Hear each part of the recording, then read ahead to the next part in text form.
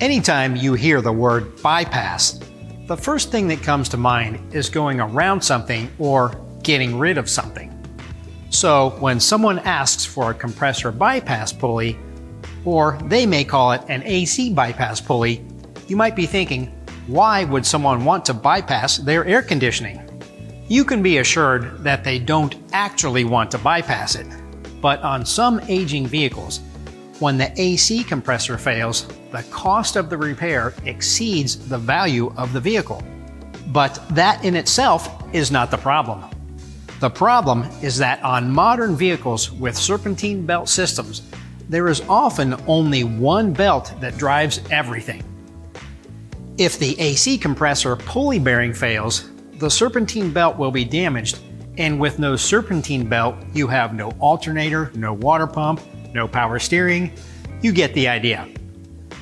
On some of the more popular makes and models, a compressor bypass pulley is available, which allows you to completely remove the AC compressor. The bypass pulley comes installed on a bracket that utilizes the same mounting points. So, you remove the compressor, install the bypass pulley, install a new serpentine belt, and you're back on the road. Air conditioning systems are a comfort convenience, but they also offer improved windshield defroster operation, so it's ideal to fix the air conditioning system when possible. However, it's understandable when it doesn't make financial sense. If you have a customer in this position, offer to look it up and see if a bypass pulley is available for their vehicle.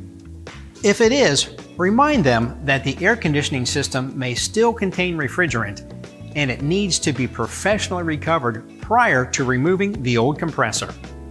It's also a good time to recommend a new serpentine belt, along with a new tensioner, idler pulleys, or even a new overrunning alternator pulley or overrunning alternator decoupler.